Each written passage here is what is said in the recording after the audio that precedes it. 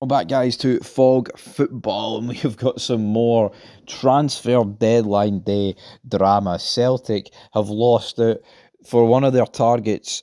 The guy who plays for Chelsea, I think his name is, I can't remember, Fafana or something. Charlton have won that race for whatever reason. This guy chose Charlton over Celtic. I think that kind of just sums up the current situation that Celtic Football Club find themselves in. I mean, it's pretty tragic if you're asking me when that's happening. I don't even know what league Charlton are in. Charlton are. Well, what league are Charlton in, man? They must be like. Honestly, Charlton must be near enough. They must be league. I think they're league. They're League Two, aren't they? Oh no, not League Two. Actually, I think they're League One. But either or, man, it's like how have Celtic let it get to this stage already? You know, like goodwill with the board, which was practically non-existent. But you're thinking after Kairat, you're right. The Celtic board are going to act, build some of that goodwill back potentially. Even though I feel like after that it didn't really matter what they did, but they've went the complete wrong way about it, man. I mean, seriously, look at the actual state of this deadline day, and what it hinges on for Celtic folks is the fact that Kelechi Iheanacho, with 8 minutes to go, has ripped up his Sophia contract. They've came to some kind of agreement. Now, the good thing is for Celtic, they would not have to confirm this signing by 11 o'clock. Now, you can get there's like the 1 hour grace period, but to be fair, um, it's just a bit weird. It's just a bit weird what's going on, but I think if his contract's ripped up, you wouldn't need to worry about this. Some people are joking, saying that Ian Acho seems to be the one, but since you asked, Henrik Larsson, Chris Sutton, and John Hartson are all checking their phones frantically. I mean, it's it's honestly, it's kind of hilarious what's going on here. I'm seeing all these like pictures, photos, even you and Cameron with his Celtic top on. People are turning around and saying that he's going to be joining um, the night to Celtic. It's just crazy, crazy. And also, Ian Acho, Celtic wanted him in January, and that fell through. He then joined Middlesbrough on loan, and guess what he did at Middlesbrough, folks? Absolutely hee haw. Absolutely hee haw. Guy scored 1 goal in 15 games. Guy has made 8 appearances for Sofia since he joined them in 2024. It's a it's a disaster move all around, man. Honestly, like, could he actually be decent in this league? I think he could be, but the problem is Kelechi Iheanacho hasn't been decent. Has he even been decent in this decade? I don't recall anything the guy's done. I mean, once upon a time, this guy was highly thought of. I remember Jambo Bear did a Rashford Iheanacho series on his old channel.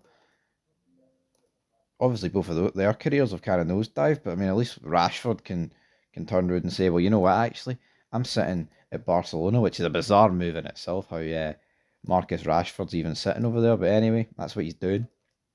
So fair play to him. But yeah, looks like Celtic are going to announce Iheanacho. Also, the deal for the winger from Hammarby doesn't appear to be any closer now. I believe that will get announced at some point. But I mean, I'm sitting here at what, 5 to 11. Celtic still yet to happen in terms of both of those deals. Stephen Welsh has moved to Motherwell. I guess we'll move away from that. Cyril Dessers has left Rangers Football Club, and he has joined Panathinaikos for 4.3 million euros, which I think is 3.5 million pounds. To me, on paper, it looks crazy, man. You're losing Cyril Dessers, a guy that's been banging in goals. As much as I want to rid of him, right? Guy has been banging in goals, right? Can't can't even sit there and dispute that. Cyril Dessers. But yet, here we are, selling him and then bringing in a guy that doesn't even know what a goal is. And it's not even like, oh, guy played 40 games last season and scored like 4 goals. Guy scored nothing. You know what I mean? Nada. So yeah, that's a crazy one. Also, Kevin Nisbet, he is officially signed for Aberdeen. Dykes looks like he's on his way to Hibs. I'm refreshing Twitter here. Obviously, it's 4 minutes. Looks like St Mirren are going to be signing some guy I don't even know. Um, Tell you what, Bologna bid it for Conor Barron. It was a loan with an option to buy for 6 million. A loan with an option to buy for 6 million. Tell you what, man. I feel like that. I feel like that need to accept it. That is crazy. Now, Transfer Scotland and other reports are claiming that Rangers have concluded their transfer business for tonight, so there won't be any more happening in terms of Rangers. Also, people are keeping a keen eye on O. That deal has fell through. I don't believe Celtic had some sell-on fee, so that's unfortunate for them. But yeah, I mean, just an absolute. It's a weird night, man. Because I just seen a tweet there. Imagine we had this financial backing when we had Gerrard. Sickening, and it's fucking true. The amount of money we're spending. But yeah, either or. Rangers, I feel like we've spent money on a dud, but we'll see what he does in a Rangers shirt. Celtic, well, they haven't even spent money, man. That Europa League package has came out the night for Rangers. I think it's like 42 quid a ticket and then 47 in some areas.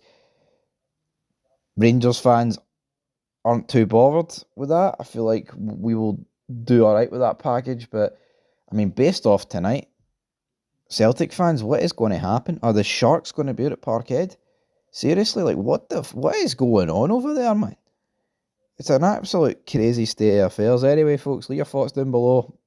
Be back in the morning. I'm going to go to bed. My head's fucking banging, but I'll be back in the morning to recap a lot more of this. Anyway, till next time. Peace.